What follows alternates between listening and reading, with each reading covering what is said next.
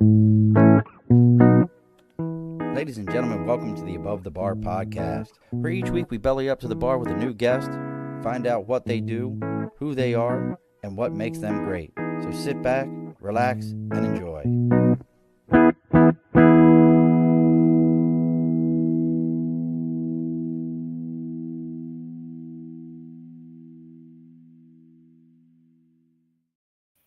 Alrighty, folks, welcome back to the Above the Bar podcast. It's your host, Sean.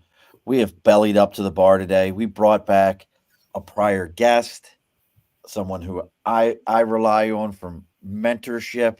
I reach out to and ask questions. So, it can't be that bad. I mean, because y'all know how smart I am. So they got to be really smart to be able to answer my question because my level here. Yeah, that's a lie. But joining us from back in one of my old stomping grounds, way down in Pennsylvania, joining us today is Mr. Patrick Donohue. Hey, Sean, how you doing, man? Good, brother, man. How's things going down there? Always good to meet up at the bar, man. It's all, you got a little Modelo there. Is that what I saw? Modelo tonight. Little Yeah. Modelo. Cheers. Modelo's one of those ones, like seeing a Modelo bottle, it's a Modelo. It's similar to seeing an old Miller High Life champagne of Yes. beers. I think that's why I like it. You know that bottle the second you see it, or an original Michelob Gold. Like Yes. that bottle. There's no other bottles like that Yeah. out there. Like Budweiser bottles are they're just a bottle shape. Some of those Mhm. other ones, though, them the minute they get to going. But let's go ahead and get some house cleaning done before we get into talking about today, which is servant leadership. What does that mean? What does it mean to be a servant leader? We'll go ahead and get this rolling right here. So, as always, folks, over my right shoulder is the big board for Sticker and a Cause. If you got something that you believe in, something you're supporting, something that you want people to know about, reach out to me on Facebook, LinkedIn, YouTube, Twitter, Twitch. I can't say Twitter anymore. I guess X. See, I've got that whole spiel, and then they change it on me. So it'd be YouTube, TikTok, LinkedIn, X, Twitch, Instagram, Facebook, even our email. It's all the Above the Bar podcast. Reach out to me. Let me know what you got going on. I'll be more than happy to talk to you about where to send the stickers to. You send me the stickers. I'll read about you live here on the air so everybody knows what you got going on. Once again, folks, it's the big board for Sticker and a Cause. And even after 2 weeks ago's game, we're still going to rep those Ravens, as always. And my kid gave me a sticker for today. So we're going to put up my kid's sticker. It's the uncle from Last Airbender. He got a sticker. And I was like, this is pretty cool. I like the show. We used to watch it together. The next thing is we got to talk about our sponsors. We're talking about the U.S.'s number one and largest window fashions company, Budget Blinds of East Greenbush and Budget Blinds of Hudson and Cooksaki, New York. If you've got some windows you need taken care of, if you're up here in the Northeast, I know we've had some warmer weather, but traditionally it gets pretty cold up here. They've got everything that you could ever think about. They've got honeycomb shades for those cold weather. You got a sunroom. They got solar roller shades that they can take care of you with. They have drapery.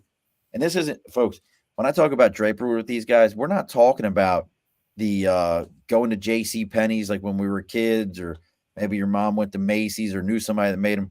We're talking real custom drapery, comes out of a workroom. They pull the fabric out, they cut it, they do everything, they hand sew it. We're talking legit drapery here. So if you've got some windows that you need taken care of, make sure you're reaching out to either your local Budget Blinds, or if you're up here around me, Budget Blinds of Hudson and Cooksaki, New York, and Budget Blinds of East Greenbush, New York. Let them know you're there to belly up to the bar, and they're going to take good care of you. All right, Mr. Patrick, all the house cleaning is done. How are you? I'm doing great. So you reached out to me, what's it been now? A couple of weeks ago? Yeah.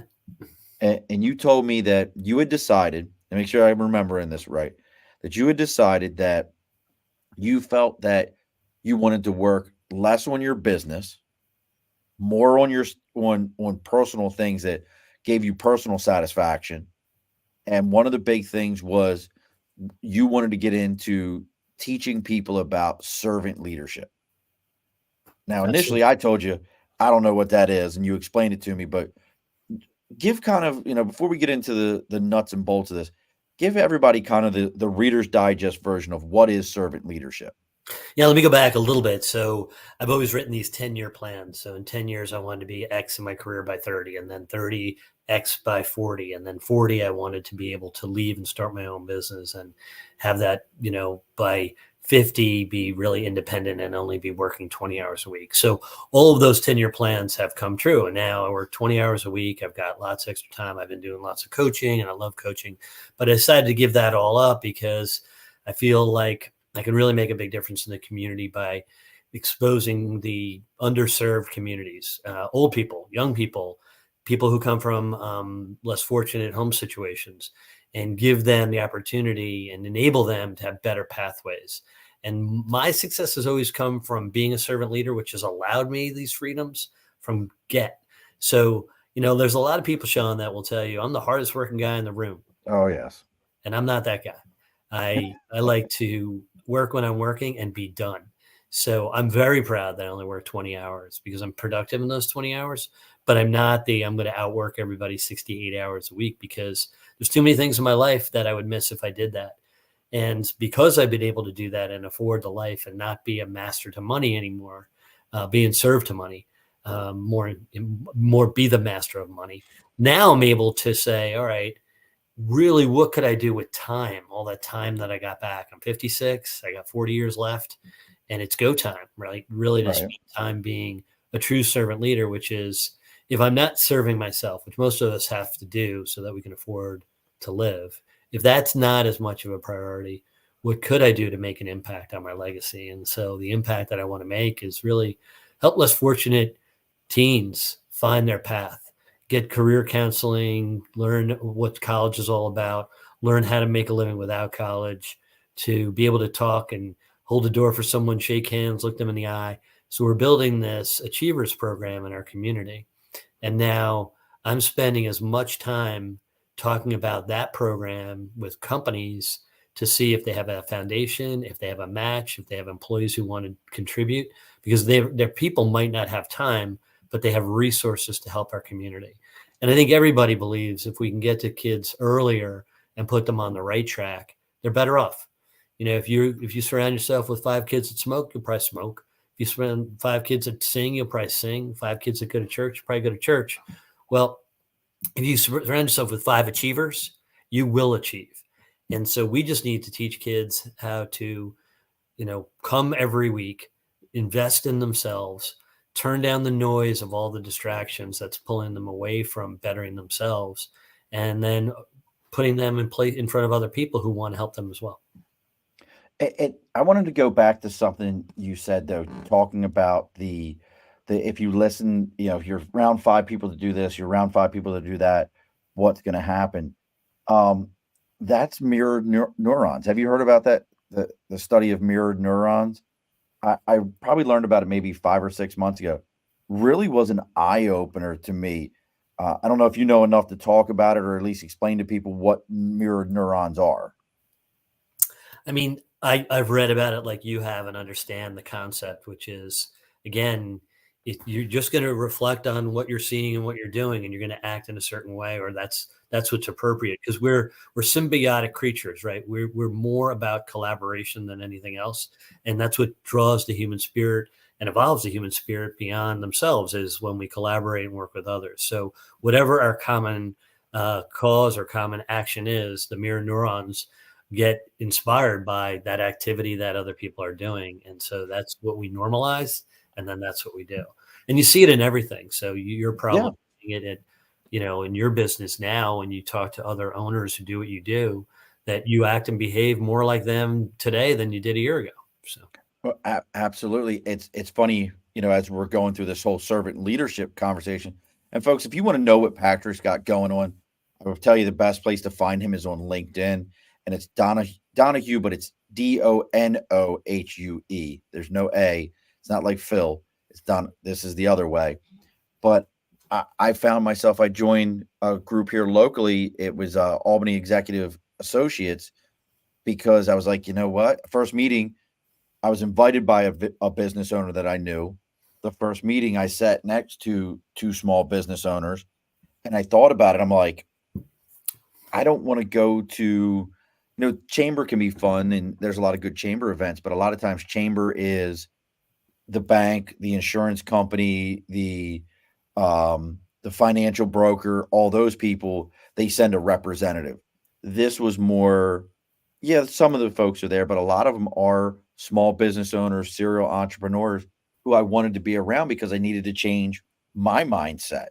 Yeah. But So, but and the difference is to build on that, a chamber is a bunch of getters, and a mastermind group or an executive group is a bunch of givers, right? They're looking to yeah, mentor and give you some advice or some solace or some peace of mind or some fortitude or encouragement or resilience.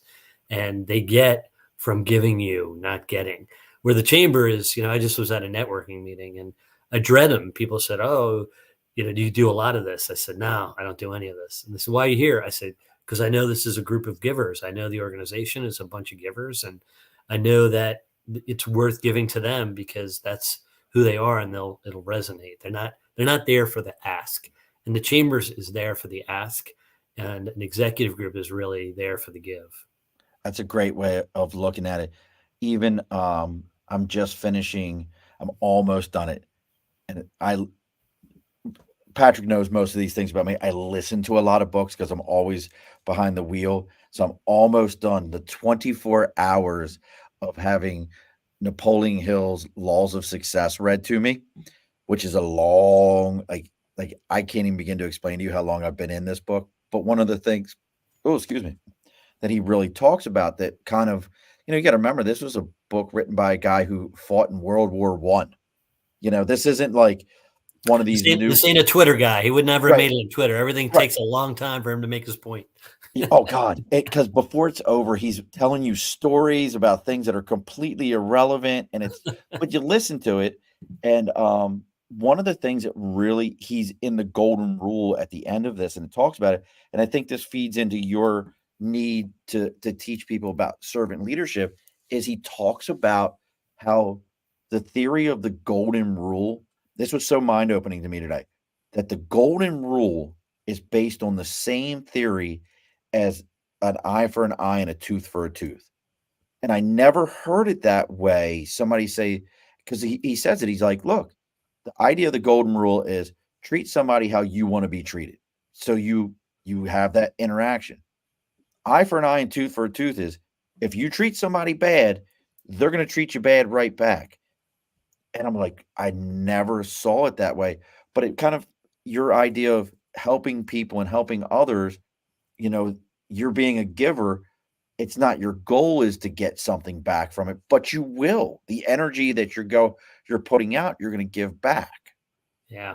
Did I you almost, have I any almost thoughts feel about guilt. that? I feel guilty explaining that to people, but it's a human debit column, right? So if I go out and I just give to you, you just by your nature will want to give back, not because you're being asked or not because you're being told. It's just your nature is like, wow, I want to make this an equitable relationship because I'm in a relationship. So I don't want to just be a taker. It's just not who we are. So when people are giving right away, they're breaking down that barrier that most people have because in a typical relationship someone goes in and if they're going for an ask, then that person's on the defensive, right? But if they're going in with a give and they're giving to someone right out of the gate, then that person wants to reciprocate with a give, so it accelerates the whole relationship. It's built on a foundation of trust, and giving trust gets trust, and then someone wants to help you. I just told this story that I think you might find interesting. Guy reached out to me on LinkedIn, and I didn't know him. He got the wrong company. He thought he was reaching out to me because he thought I worked for Amco, but I worked for Mako, which were found by the same guy. So those are the Oh, initials. really?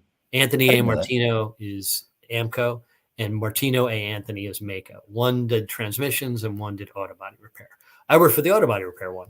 The guy reached out to me and he said, "Hey, can you introduce me to the head of marketing for your company at Amco?" And I said, "Well, I don't work at Amco, but I know the head of marketing at Amco. So call me up and tell me what you want." Called me up, gave me a little brief thing. I then put a mutual text together. He had a meeting with the guy. He gets back to me. He says, "I really owe you. You didn't even know me and you helped me out." I'm like, "Well, that's how the world works, right? Someone calls you up and wants your help, you give it to them." And he goes, "That's not how the world works." I go, "Well, welcome to Patrick Donahue's world of servant leadership. Exactly. That's how I work." So he said, let's go golfing. I want to take you to golf. So I said, great. There's a golf course right by me. It was like $20, Sean, right? It's like Right. a little dinky thing, but it was convenient. We met there in the morning. He was late. So I paid for the golf because he was late. And I like You're I ready to go golf. sitting in the cart. Like I only got so much time. So he gets in the cart and he's like, I wanted to pay for this so bad and blah, blah, blah. And I'm like, dude, it's $20. No big deal. Like, I'm just glad you met me for golf. Like, it's nice to get to know you. So we golf and he buys me an egg sandwich. I said, see, you bought me an egg sandwich. He goes, no, I'm going to pay you back. So, you know me, I help, I talk to a lot of people, but 10 to 15 people a year buy a business. Well, 2 of his friends ended up buying a business, which is 20% of my total business for the year. He took me golfing at Wingfoot, which is a golf course I would never get on in my life. And when I was there, his friend at Wingfoot asked me to be on his board. I was like, Wow. all this for one phone call That's and a it. $20 round of golf. So I didn't expect it. I wasn't asking for it. I No. wasn't like, hey, this is what I want from you. It was just, I want to help you because servant leadership makes me feel good about myself. Like I feel like a better human helping somebody else who needs my help. I It's love kind it. of like the fireman effect, right? Just feel good about it. Well, I wanted to ask you this. So I looked up the definition, and this is through the definition according to a website called Mind Tools. It says you're a servant leader when you focus on the needs of others before you consider your own. It's a long-term approach to leadership rather than a technique that you can adopt in specific situations. Therefore, you can use it with other leadership styles such as transformational leadership. What do you think about that as a definition? That idea that this is, and even thinking about what you just said, that was a long game kind of thing. And it wasn't a game for you, I understand, but it was a long term, like, let me just be a good human. But what do you think of that as a definition for this type of leadership? Yeah. So if you came to me and you said, how do I institutionalize servant leadership in my organization? You're right. I mean, exactly what it said is other people come first. So the team, it comes from the team. And I can give you examples of servant leadership companies like Wawa down here or Enterprise Rent-A-Car. It's all about the personal development of your employees. You let your employees take care of the business. You let them be leaders. You let them bring the ideas up, and then you manage to their ideas or their needs.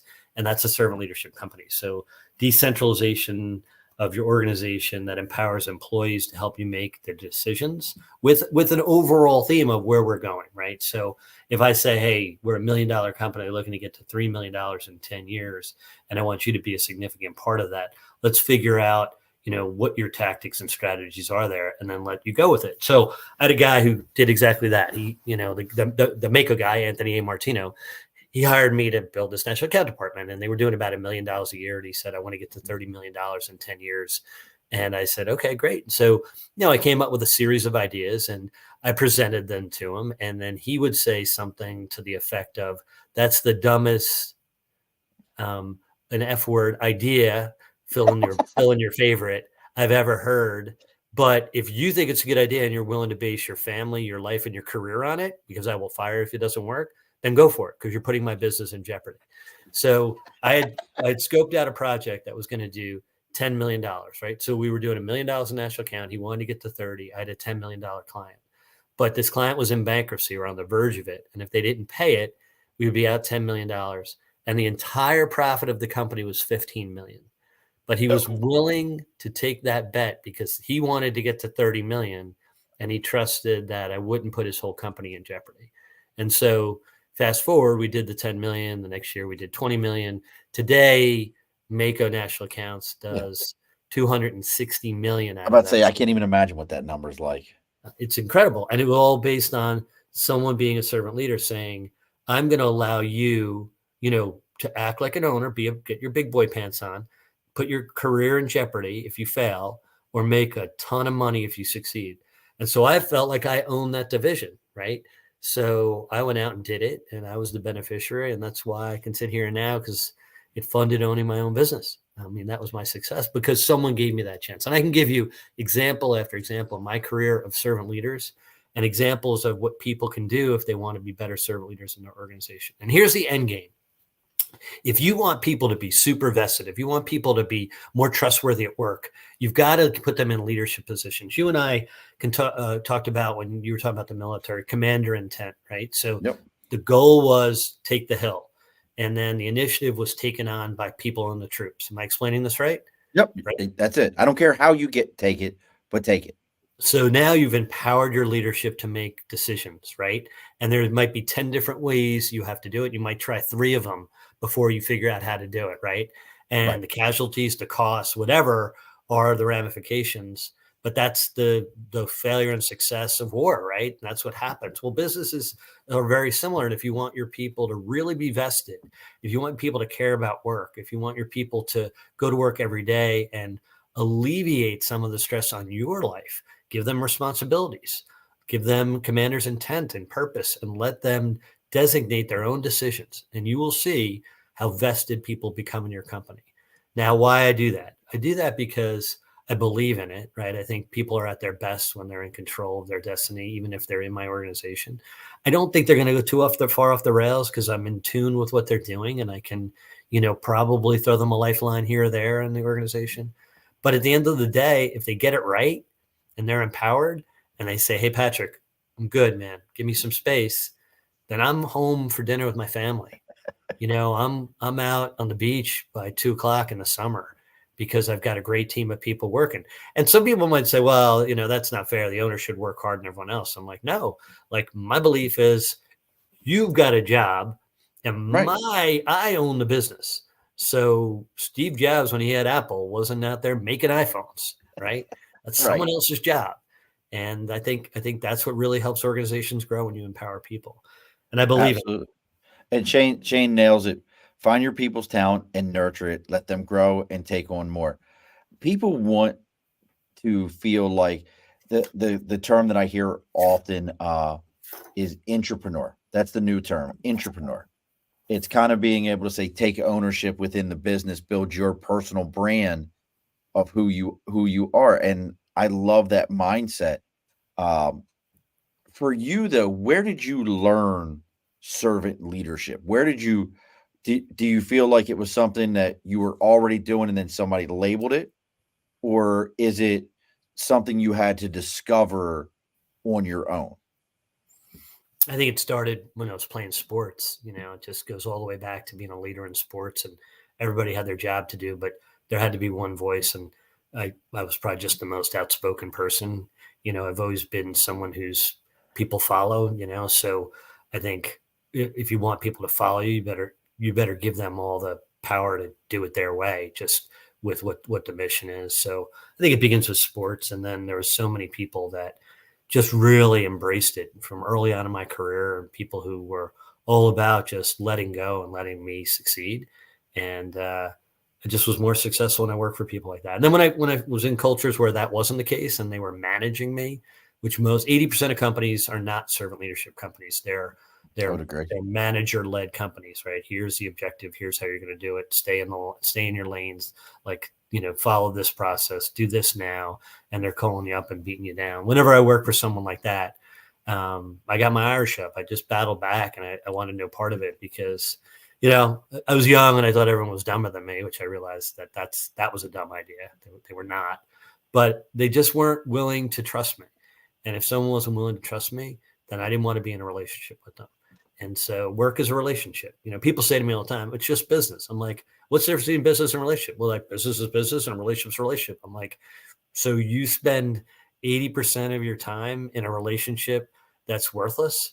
Wow, that's so sad, right? I'd rather be spending my whole day in valued relationships where there's a lot of trust and helping each other out and Absolutely. collaborating. So I mean, I look at it's funny you say that, you know, we spend so much time in our work, whatever that craft is that you've taken on. I mean, if I didn't build relationships in my crafts that I've taken part in, this being one of them, I would be absolutely lost in the things that I do. I would be I don't know what I would end up doing with myself. Oh, look at that. Tim's actually showed up, but he showed up over on my left over on over on Instagram. He used to show up all the time and then he stopped showing up, but he's on Instagram right now. So hi Tim. Uh I have to say though, and folks, look, as Patrick and I are talking, if you're finding me through Patrick or Patrick through me, please make sure You go on and connect with him on LinkedIn. It's Patrick Michael Donohue with two O's on LinkedIn. Give us a like and a share and a follow. If you have questions for Patrick about what this type of leadership is, or maybe you just completely disagree. 20 Yeah. years in the Marine Corps, trust me, I saw a lot of guys, and it took me, I'll be honest, in my 20 years in the Marine Corps, it probably took me 16 or 17 to understand this type of leadership. I'm trying to think of when I met his name is Dan Whitley. He's a colonel now. I had some good leaders at the time, but it probably took me, let's see, I joined in 94. I met Dan in 2009. So by 2010, so yeah, probably somewhere in that 15, 16-year mark when I met him, and that was him. He was like this big meathead, would rather be in the gym guy who just went, that's your job. You know it.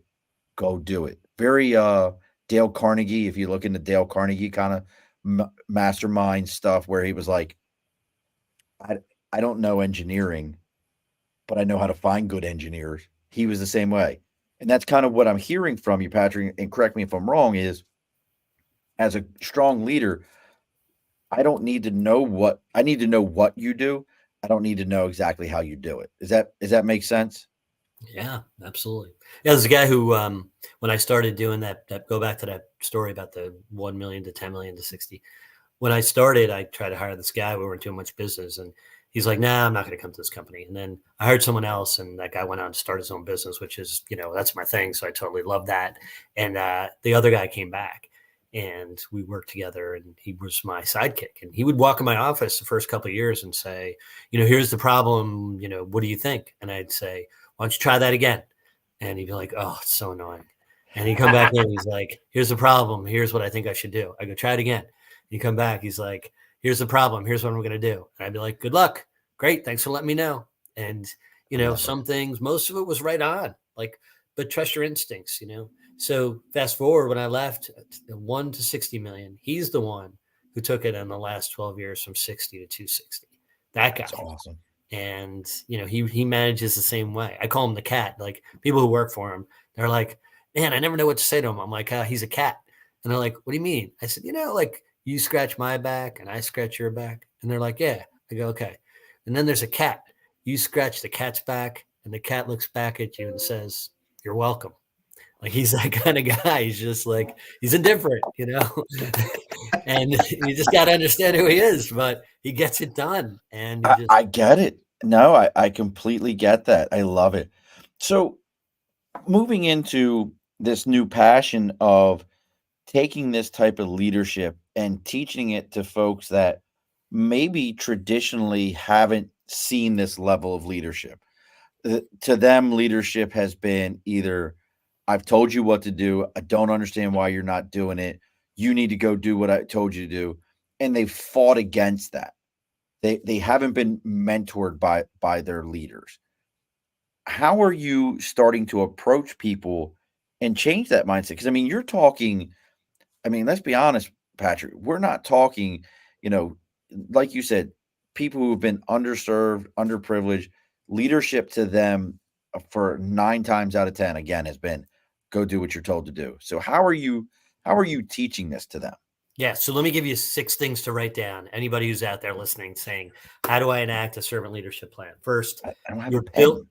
not you. First, Oh, you're building a community, right? That's first thing. The goal is to build a community.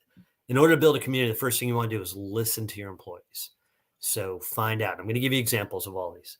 Then the second one is to show and share empathy to them, their situation, and their life. Third is to be aware of what this person is striving for. Know what their goals are, right? Then stewardship is important, because you got to be able to facilitate, because people know what they want. They don't know how to get there. So they need a steward to help them. And then lastly, growth of people is growth of your company. So I'm going to give you an example. So when we hire a new person, everyone will say to me, I coach a lot of different business owners, probably 150 different business owners a year will ask me for advice. And the majority of people will say, business good, people no good. No good people out there, Patrick. No good people. And I'm like, I don't. really? Because you're a good guy and I'm a good guy. There's two people There's on the two. call, and we're both good guys. You don't think there's anybody else out there that's good? No, no good people. No good people. And I'm like, okay, so maybe the exchange is one where someone you're working with doesn't feel like you trust them. And because you're saying there's no good people, so you don't trust them, right? So the first thing you've just said to me is there's no good people, which says you don't trust people. So let's start by doing a trust act, which is really simple. First day someone comes to work, I want you to ask them if they have, so let's say it's a guy, a wife or a child. I have both. Great. What are the most important events in your wife's life and your child's life that you need to help out with this month? My wife has a doctor's appointment, blah, blah, blah. She's pregnant. Congratulations. That's fantastic. Do you know what it is yet? Boy or girl, blah, blah, blah. It's empathy. It's awareness, right? So it's stewardship. It's all that stuff. You're listening. You gotta listen, right? That's part of it. Yeah, we're having a boy. Okay, great. When's the appointment? On the 15th. Okay, so let's circle that day. Do you need the day off? Is it a half day? What do you need? No, no, no. I'll be in late. The doctor appointment's first thing in the morning. Then we're both going to work. Fantastic. How about your child? Yeah, my child has back to school day. It's the 22nd. Okay, what's that? I just need to leave at 4 o'clock that day.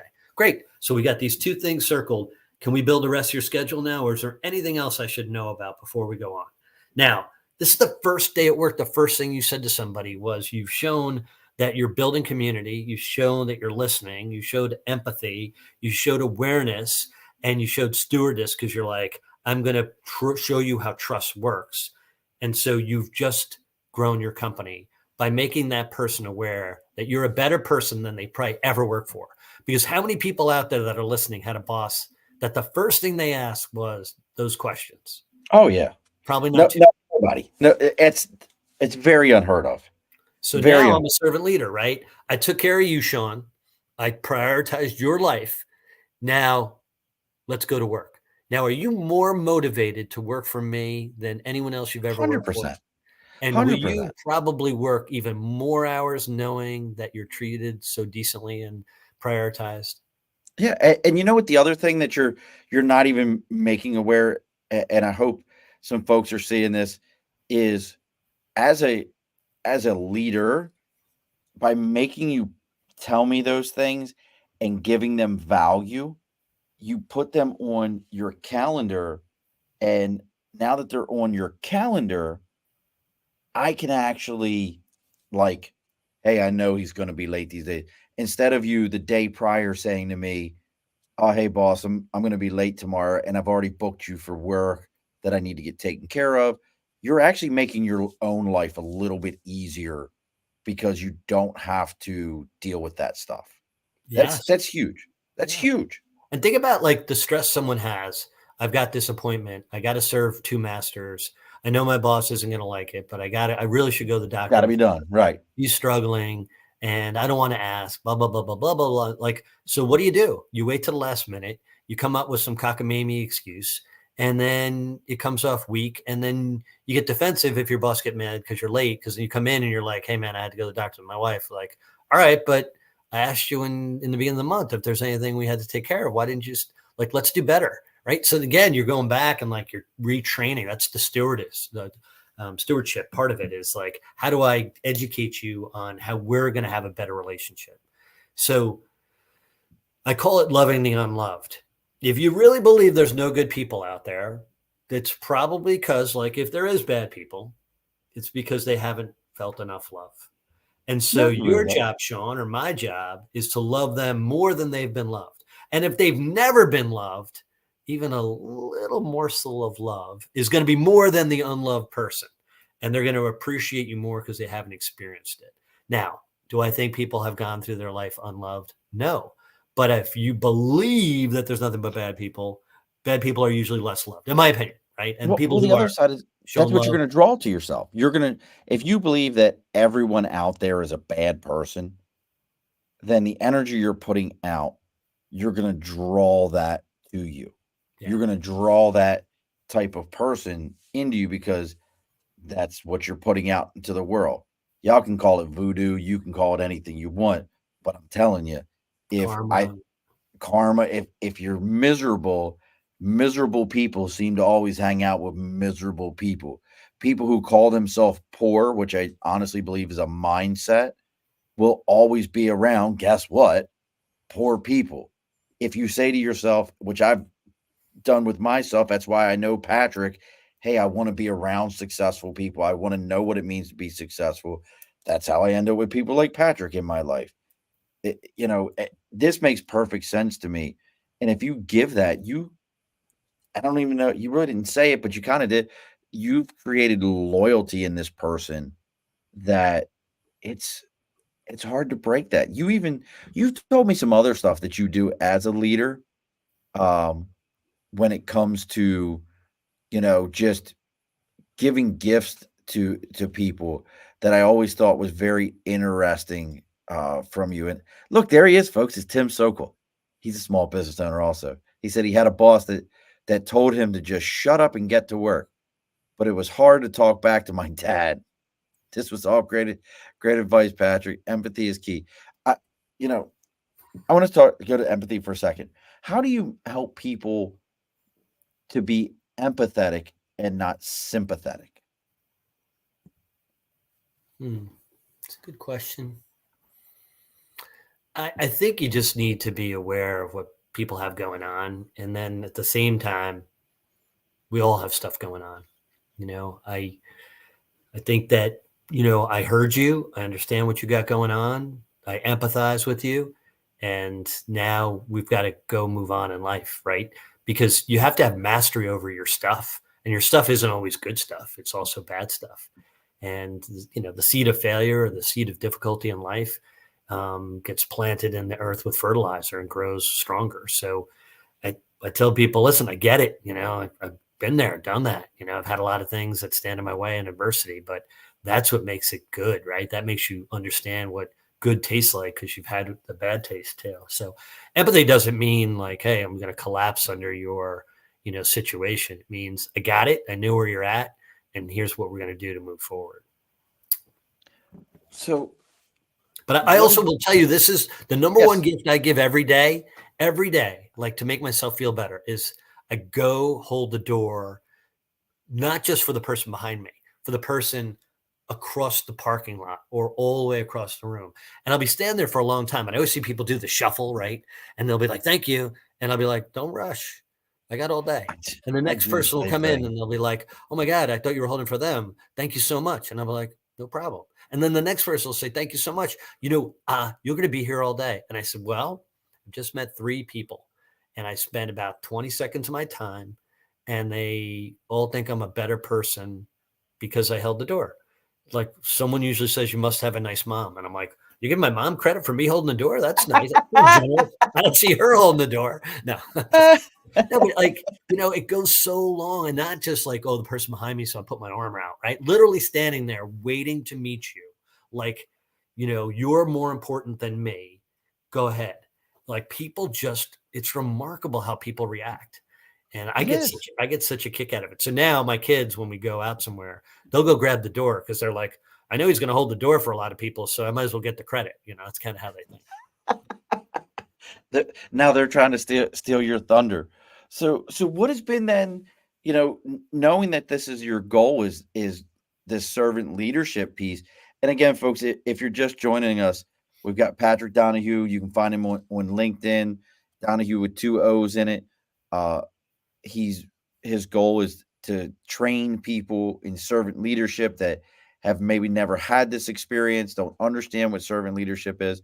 What has been some of your experiences, and not just in a positive standpoint? It's great to, we can all talk about the positive, but have you run into any obstacles where people are like, this isn't going to work and we don't even know why you're wasting your time? And if so, how have you faced those? Yeah, I think most people react that way. Most people say, you don't understand. I've had some really bad experiences. I've had people steal from me. I've had people do this, do that, and anything that you can imagine, right? If you just turn the TV on or put the internet on and say bad things that have happened, anything that you look for, you will find. So I know it's out there. I'm looking for betterment. I'm looking for people to have better businesses, better life, and more vested employees. So I'm teaching new stuff, and I'm going against the grain because most people, although it sounds nice, they don't know how to institutionalize it. They need to be taught. They need to be trained. They need someone who stands up and says, no, this is going to work out. So I could give you example after example of my career where it happened and what happened to me. So I told you the one about the guy that I worked for at Mako, and I can tell you what's happening right now. So Yeah. this is really interesting. The franchise that I'm a part of is an organization where we're all independent business people working under an umbrella. And so there's revenue generated that we share, kind of like franchising, right? It's not a royalty, but it's a distribution that goes to the home base, and then we get the majority share. Okay. So very similar situation. Well, the owner of the company was approached by private equity and he was going to sell 2 years ago. And he realized that he didn't need the money anymore. And what he needed was to help more people.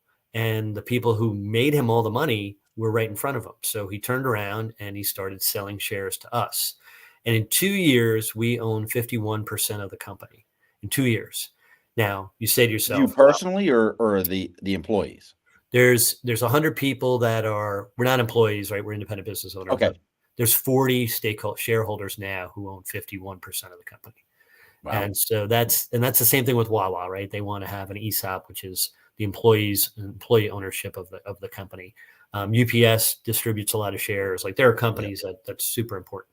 But he decided to do that, which you say, wow, he just gave away a fortune or his kid's fortune or whatever. Here's what's interesting. His 49% is worth more than it was 2 years ago Oh, easily. Makes perfect sense. because the business went through the roof. When we all realized that we didn't just own our little business, but we own part of the umbrella, we got more vested in the outcome of the business. And now I think some people who might have retired are going to stay on. They're doing more mentoring. I know me personally, like every time I see someone have success, I feel differently about it because, it's my company now. It's part of my company. I'm an owner. And we had a great culture already, but it just got even better. So here's what happens, right? There's 128 different franchise companies that came to our meeting the other day, about a month ago in New Orleans. And his presentation was about what he did. And he talked about the distribution. Now, I interviewed a lot of CEOs, not interviewed, but I just chatted them up afterwards. I said, why do you think he talked about that? And they're all like, I don't know, it just sounded weird because it was saying he made more money even though he gave away shares. And, it's that typical, well, that wouldn't work for us. And I wouldn't do I that. said, That's his model. Yeah. yeah, he's just telling you that he made a lot of money. I'm like, nope. He's telling you that because he thinks it's best for you. And he shared something that he did not want to share, but he felt like he was helping you and educating you because I don't know that he knew it was going to double. He didn't do it for that. He didn't do it because he thought I'm going to double. He did it because he said, I have enough money and these people built the business and they have a right to it. So let me make them part of a cooperative. And it just happened that it was such an incentive that the business doubled. And it's like me, doing, like I said, doing something nice for someone and coming back. Like, it's not what I expected. Like, but it works. And so it's really fascinating. Like, I know you and I have had talks about religion offline and, Absolutely. but if you go to any religious book, what do they tell you? Your legacy is to love your neighbor, right? Is the Yep. golden rule, right? As you mentioned, the golden The rule. golden rule. It comes up in everybody thinks they have the right religion, although we're all saying the same thing when it comes to goodness, but we'll kill each other to say that I'm right, which that's weird. But all the religions say the same thing, right? 100%. Is the only thing that you have left after you're dead is what you gave away. What you gave away in your power, your love, your financial giveaway, whatever you left, someone else has. And so aren't you better off in serving others while you can enjoy it and see it blossom in someone else, even if it's just kindness? And that to me is so obvious. Like, there hasn't been a new religion created this year, but there's a lot of religions that come and go, but they all say the same thing. And it's be good to each other and you will live forever. It's the truth. And we're getting close to closing the bar up here, folks. So if you have questions for Patrick, please drop them into the chat so we can talk about what you've got, or maybe you have experiences with servant leadership, or just the opposite. You've tried it and it didn't work. I'd love to hear why it didn't work for you. But you're absolutely right about that piece. Every single faith, even Confucius. I'm not even, I'm gonna butcher this. Confucian, Confucius, like it's Confucianism. I don't know if I'm saying it right. Even in that, they have the saying of it's and it's not do unto others as you would have them do unto you. It's it's a different phrasing. I can't remember how it's said, but it's the same idea. So do you have you laid out like a training course? Is this something people could find for a training? How are you laying this out to be able to teach this to others? Yeah, I mean, it's really just I'm going out there serving the community myself, right? My goal is to really build this achiever program and teach kids how to be servant leaders. But in the process, I'm meeting with organizations. I met with 5 tonight and told them the story of what I'm doing, and that I want to serve the community and just make people aware that it's possible to do this if you want to join me on the journey.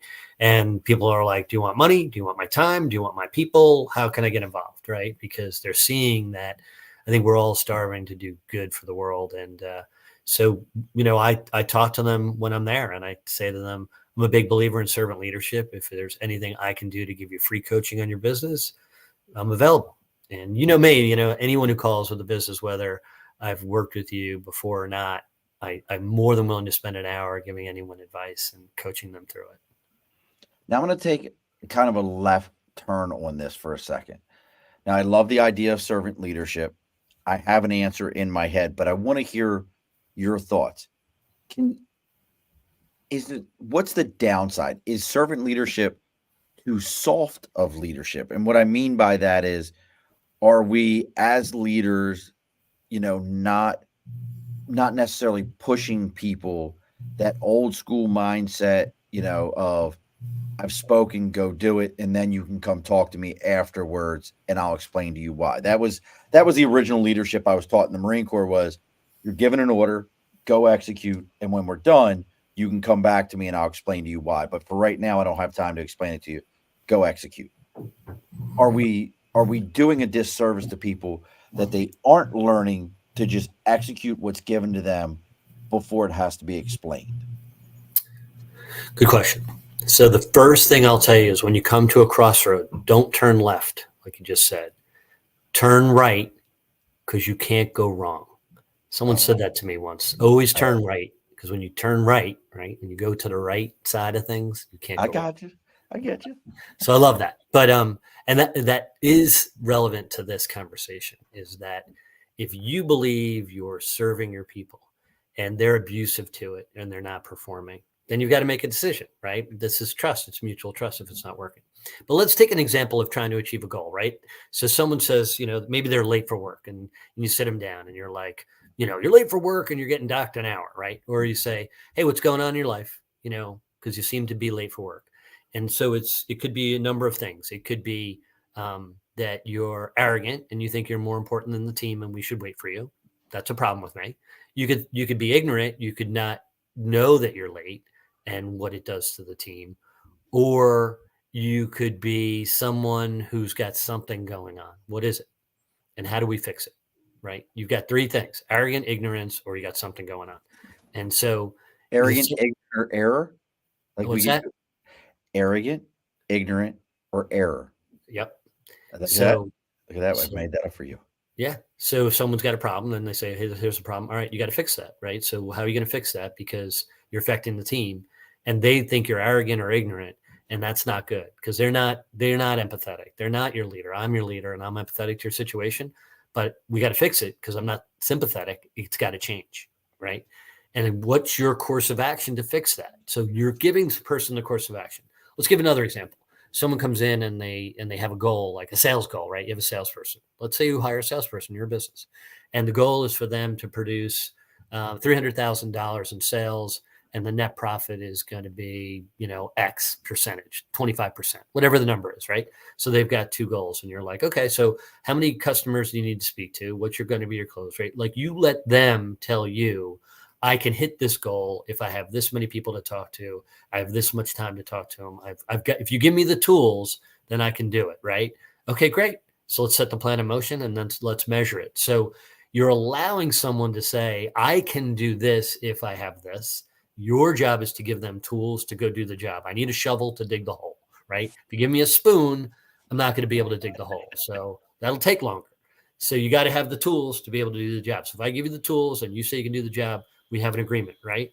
Now we're going to amend that agreement if we're not on target, and it's either going to be more tools or better performance. And then we've got to figure out what you are accountable and for what I'm accountable. But one of the things I've always done as a sales manager is I let everybody set their own goals, right? I have a number in my head of what we need to do that year. And I'll be like, okay, you tell me what your number is. And you tell me how I should pay you based on that. Like, you tell me what you think it's worth to get to double your business, and let me make a decision. Put it back on me so that I've got to make a decision, right? Because I know as a business owner, I'm getting a dime for a dollar. So if you sell something and I give you the whole dollar year one, for the rest of eternity, I'm getting a dollar for your dime. And I have that business to go forward with. Like, as a business owner, I make that decision. So I coach owners. I'm like, let them get a bigger chunk up front, right? Let them get a big commission, because long term, they're building equity in your business. They're getting you more clients. Where's that value 10 years from now? So there's always a way to figure it out. If someone says, I can do this if I get this. And once you put it in there, you're like, great, now it's on you. So again, I've been empathetic. I've been a steward. I've listened to them, and I've allowed them to manage, to grow themselves. See, I love what you just said, Patrick, about incentivizing them to be owners in the business, finding ways to show them. And I love the fact that you said, don't come to me with problems, come to me with solutions. The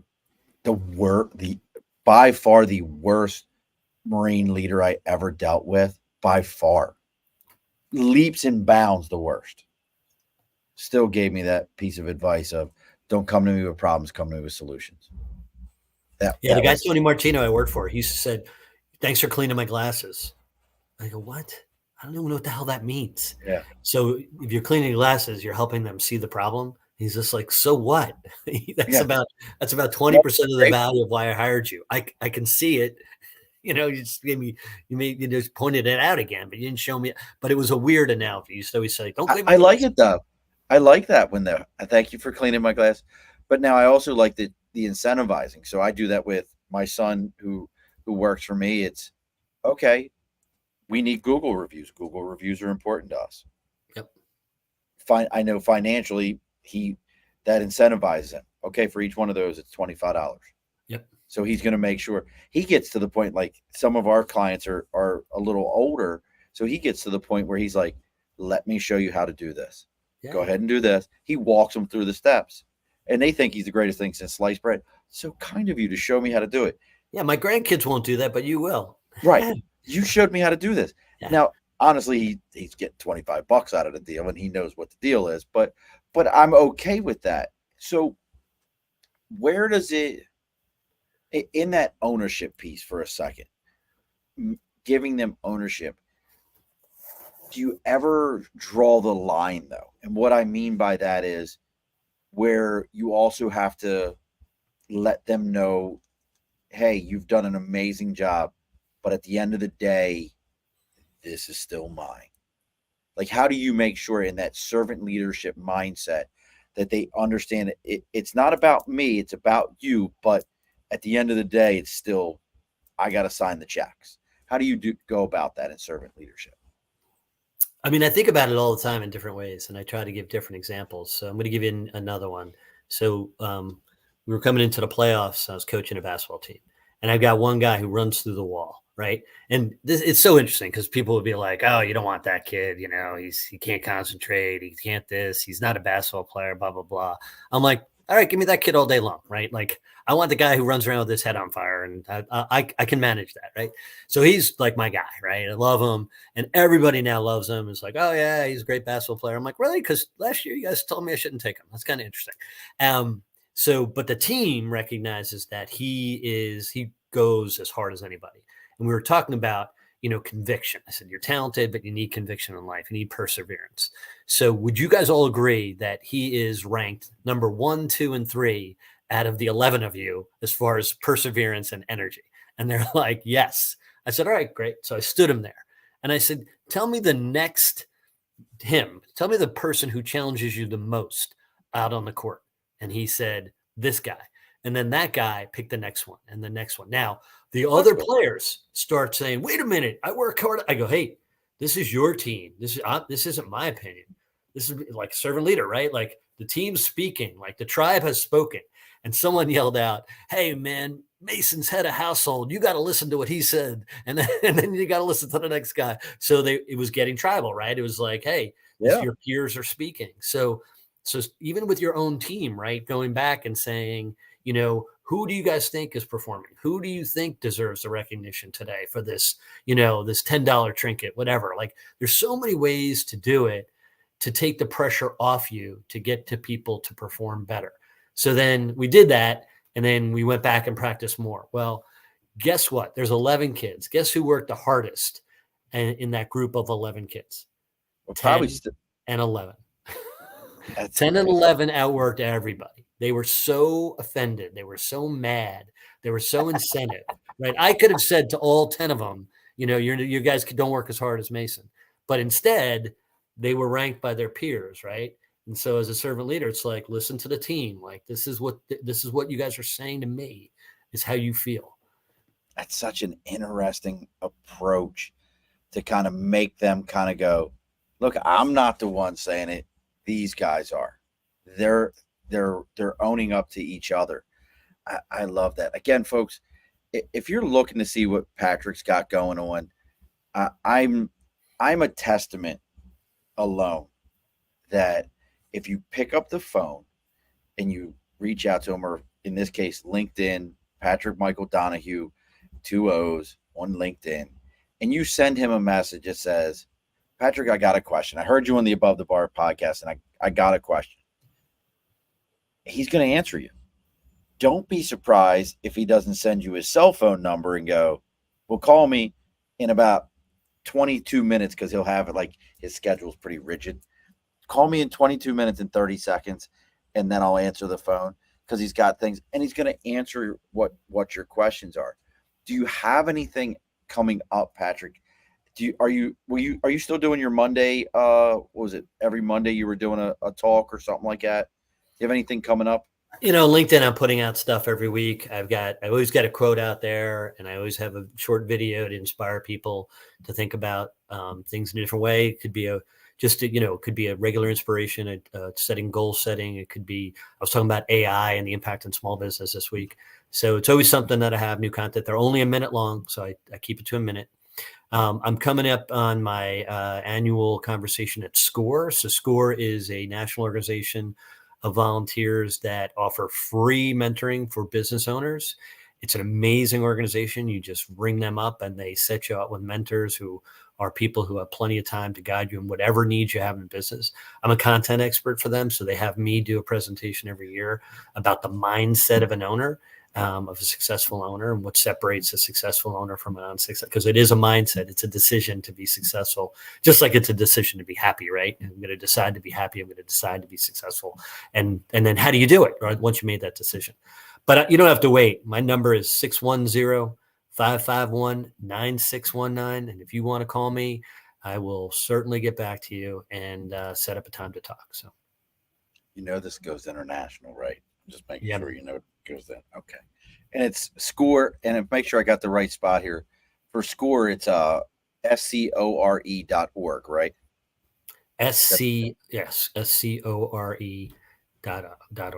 Yep. Okay. I wanted to make sure I found it, because I looked it up real quick. I wanted to take a look at, because this is the one you and I've talked about before also.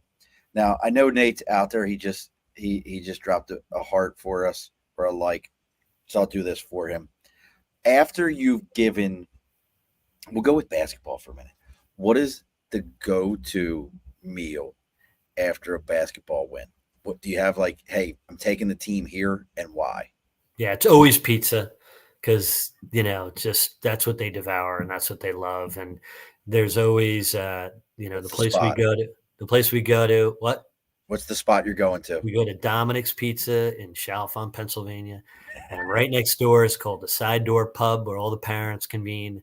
I take the boys to pizza. The parents all get beers and get to connect, and magic happens, right? So, and we break bread a lot. We tell the team we do everything together. We go to church together. We pray together. We talk together. We go eat together.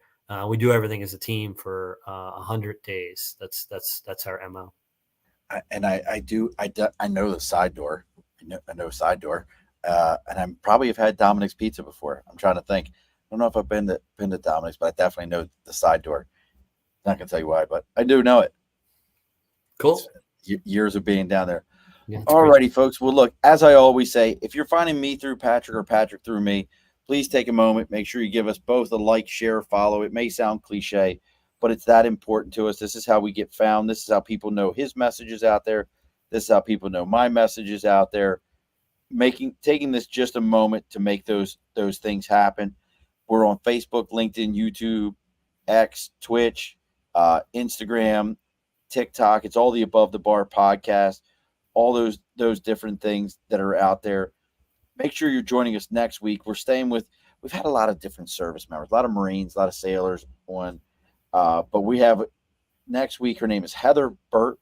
She was in the Marine Corps from 95 to 99. So her and I probably crossed paths because I joined in 94. She lives down in Beaufort, South Carolina. She is an author who's written, she said, as she says, a series of twists and turns in her life have led down a path of self-exploration and resulted in what she calls the 4 elements of evaluation. Doing a lot of like these kind of things, and I love this stuff. She's written a book that's getting ready to come out. It's due later on this year. I think the paperback's getting ready to come out. But basically, she's taking these 4 elements and adapting them into an evaluationary mindset that is potential to free humanity, as she says. So we're going to figure out what that's all about and what she's got going on next week. So make sure you join us. It's every Wednesday, 8 p.m. Eastern Standard Time. Come join us, see what we've got going on, see what Patrick's got going on. As we always say, Patrick, don't log off right after. You and I got to talk for a minute when we get done here. But I know I think this is episode 2. I don't know, it's 220 something. I get so lost in them all. But as we do at the end of every episode, we always want to know, what's the final word today, Patrick? Love them all. Alrighty, folks, be sure to push your stool in. This has been a Second Front podcast presentation found on Apple, Spotify, and wherever podcasts can be found.